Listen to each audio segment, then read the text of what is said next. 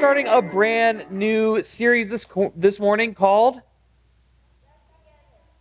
Stuck Together on the screen right there. And you and I this morning are in fact stuck together for the next 30 minutes. So, woo! Yeah? All right. So, here's the thing. This series we're going to be talking about is going to be highly applicable to all of you because the reality is there's a group of people in life that are not of your choosing, but you are in fact stuck together. Can you guess who they are? Say it louder. It begins with an F.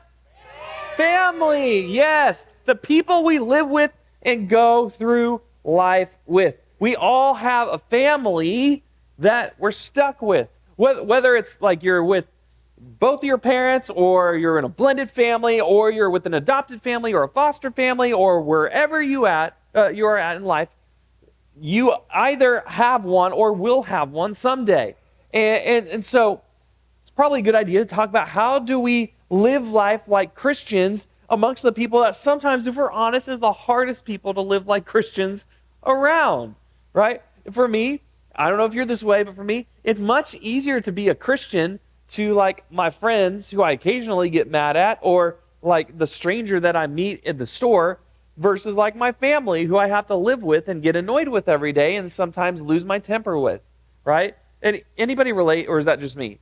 Like sometimes the people that are hardest to love are the people that you have to love, right? I mean, obviously if you're Christian, you have to love everybody, but the ones that you're like stuck with, that you live with day in and day out. When I was growing up, I was the oldest of 4 siblings. Here's a picture of my family growing up. I was in, I think, like high school there. I would have been probably like 16. Yeah, that one's me. And so that was my family growing up. I just included this next picture just so you could see how styling I was, right? The baggy jeans with the Converse, right? This was the thing. That's 2009. You can see the date. So I would have been like a sophomore in high school. So yeah, that was my family growing up. And now, just in case you want to know what my current family looks like, here's a picture of that. I included as well. We got cell phones at this point, so now it's vertical, so it's harder to see. Maybe I'll crop in on that next hour. I'm not in that one because I'm taking the picture, but you can see there's my beautiful wife and our 3 boys.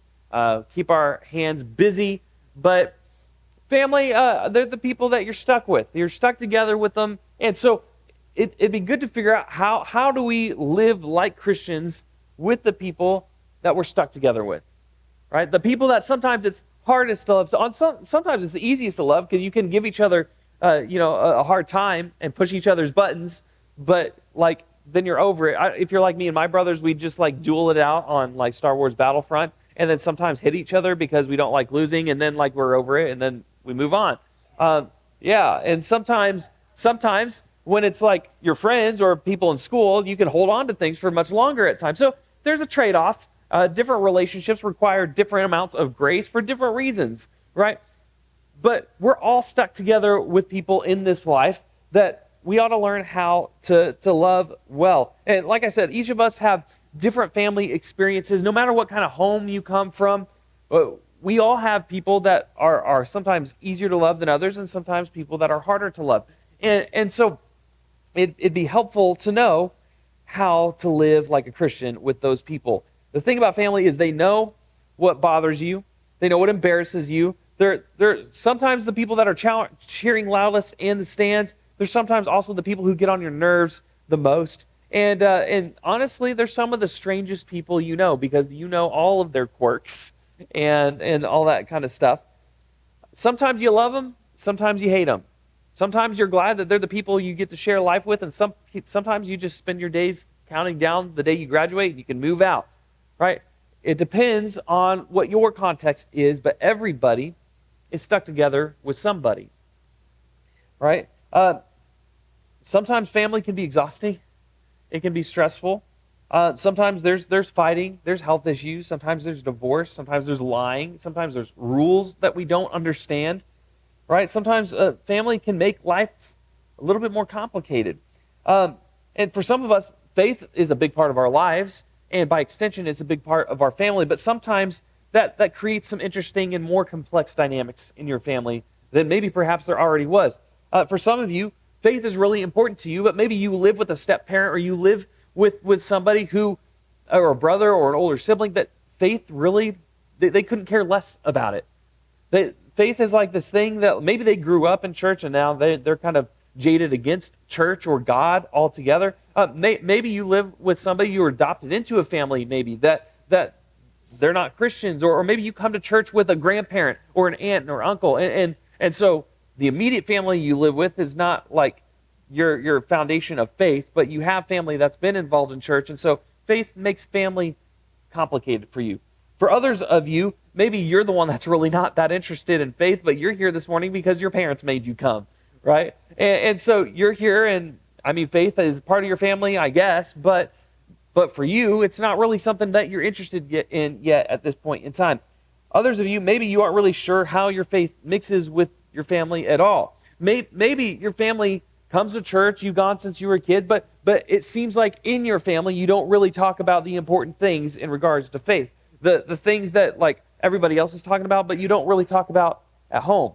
The things that like maybe you have concerns or struggles with, but you don't feel comfortable taking that to your family.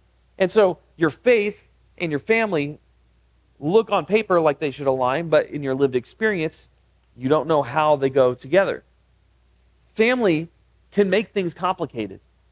Family can make faith complicated, and faith can make family complicated. So this morning, in a faith context in church, we're going to talk about family. And we're going to talk about how you can live out your faith with your family, in spite of your family, because of your family. And you can live out your faith and allow your family to help form your faith depending on your context. At the end of the day, all of us are called to love one another. We've called to love those around us. In fact, Jesus, the greatest commandment is to love Lord your God with all your heart, soul, mind, and strength. And the second is like it, to love your neighbor as yourself. And who's your neighbor? It's everybody you interact with. So, when it comes to the people that you're stuck together with in life, how do we love like Jesus? How do we make sure our faith is actually helping to make our families better? That's the bottom line question that we want to answer over the next few weeks. So, good news is, I've got a pretty good answer for you. Well, it's not really my answer, it's Jesus' answer. But Jesus had a lot to say when he came to this earth, and a lot of his disciples wrote it down. In fact, the one that we're going to read today comes from the Gospel of John. And just to give you a little bit of context, this is right before Jesus was about to be crucified on the cross. He's done ministry for 3.5 years. He's done healings. He's done teachings. His disciples have followed him around. And then they're at this last dinner, and Jesus is imparting some final words of wisdom before the big event, the main event for why he came, to die for our sins. But his disciples don't know this. And so Jesus is talking to his disciples, and he says something very important. He wanted to make sure that they understood the most important things in life. And this is what he said as he was getting ready to wrap up his time with them. He said, "By this, everyone will know that you are my disciples, if you" what? Love one another. People will know you are my disciples by the way you love one another. So, the way to analyze this in your own life is, what would your best friends say about your faith if asked with you not around? If I pulled aside your best friends and like, hey, are they really a disciple of Jesus? What would they say based on your actions? If I were to come to your family and let's say that you're at school and I just show up at your house, I'm like, hey, can you tell that they are a disciple of Jesus by the way that they love one another in your home? What would those people say about you? Would they be able to say, oh yeah, like I know that they're firm in their faith because they love everybody so well? Or would they say, I know they mean well, but they don't always live it well, right? I'm going to be honest. For me, there's days I don't want you asking my family that question because I'm not doing a good job of it. There's other days that maybe I am. Maybe you're that way. You got days that you're better at it than others, and days that you wish you could be better at it. Loving the people around you is difficult. It's tough. But Jesus says everyone will know that you are his disciples by the way that you love one another. Not by all the cool things you accomplish in the name of God. Not by how well you are able to exceed in academics or on your team or in extracurriculars. No.